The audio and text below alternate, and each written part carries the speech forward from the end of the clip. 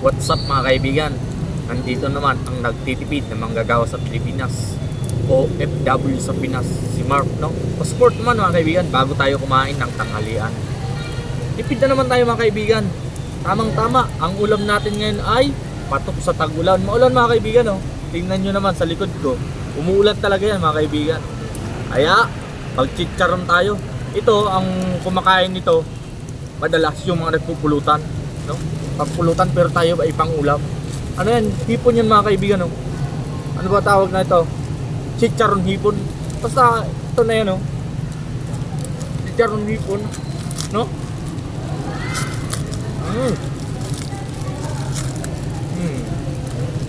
Ayan mga kaibigan, no?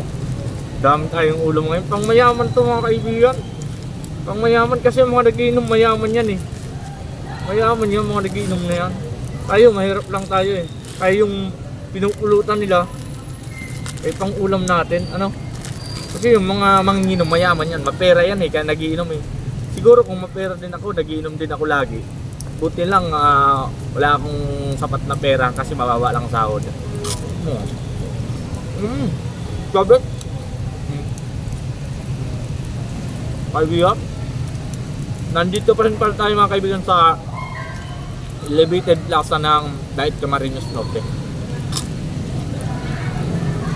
Shout out sa mga taga Bicol. Saka dito sa likod ko maraming estudyante dyan mga kaibigan, no? Naglalaro sila. Sana ma-inspire sila na magbabaon sila, no? Para yung magulang nila makatipid din sa gastos. Kung ano yung ulam nila sa alam mo, yun na lang yung ibaon nila. Oh. Pwede naman yung ibaon eh, yung itlog sa umaga na ulam o kaya hotdog, pwede yan. Ako nga, tuyo nun, inuulam ko sa tanghalian mga kaibigan. Estudyante pa ko nun, walang hiya-hiya. Bakit ka mahiya? Pagkain naman yan eh. At biyaya yan. Pag nahiya ka sa tuyo na ibabaon, ikinakahiya mo ang biyaya. Ano nga, di ko ikinahiya to. Magkano lang ang bili ko nito mga kaibigan? Murang-mura lang bili ko nito, no? 16 pesos lang mga kaibigan. Ha? May baon na tayo sa tanghalian. Maulan-ulan pa yun mga kaibigan, no? Maulan pa rin sa Bicol. Kaya hirap kami sa trabaho ngayon kasi outbase na yung trabaho namin, no? Paikot-ikot sa lugar. Kaya naisipan ko dito lang kumain sa elevated kasi may covered work, no? At gulo kumain. Walang sagabal. Meron lang akong audience sa likod. Mga estudyante ayun, no? Lalaro sila. Siguro curious yan kung anong kinakain ko. Baka sabihin yan lechon.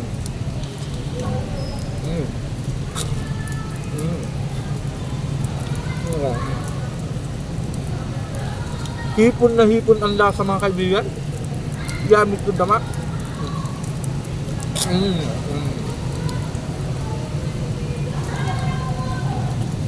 Ito pala talaga ang hipon ng mahirap, no? Hipon ng mahirap. Kasi ang hipon ngayon, yung mga dragon na tinatawag, tag 600, 500, no? Sa mismong pa yan, mismong piece port yan, pero kung siguro mga 700 na yan, 800. Yung malaking hipon, pero mura naman, mga tag 300. 200 pag sa piece port kasi may malapit na piece port dito sa kinakaupuan natin, no? Yung Mercedes Camarines Norte. Malaking piece port din dito sa Bicol. Nagsusupply din sila sa Manila ng isda. Mayaman pa kasi ang lugar ng Bicol sa yamang dagat. Ang yamang dagat ng Bicol mayaman pa. Ako lang atang mahirap dito eh.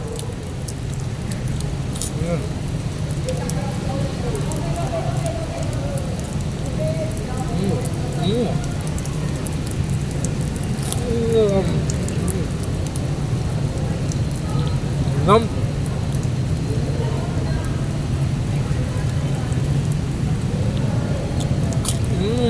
Nom.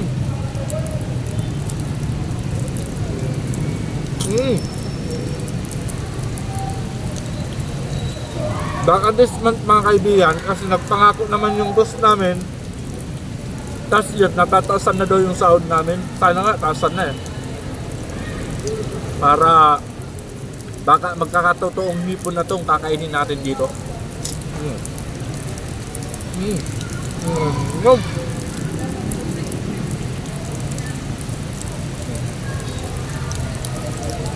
Yun pa oh.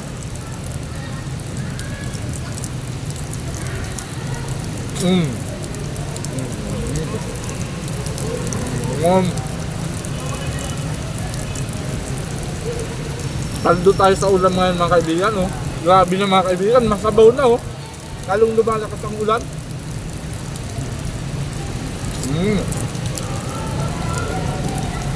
Yum. Ang sarap. Ang sarap kumain pag maulan.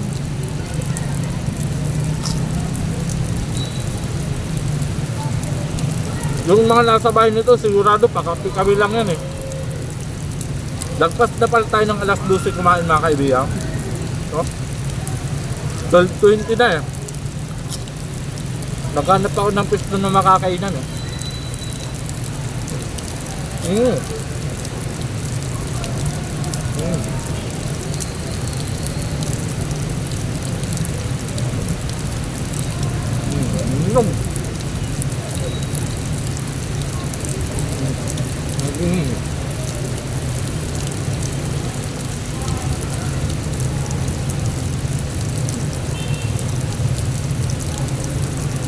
Mga dalawang subo lang ito mga kaibigan. Sold naman tayo sa tanghalian. Salamat sa biyaya.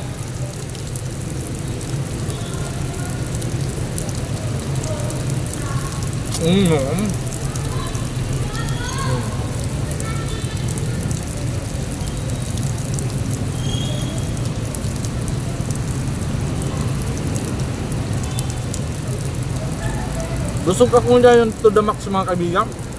Ang dami pala nung kanin natin na baon. Pati yung ulam. Magkapon pa. Salamat.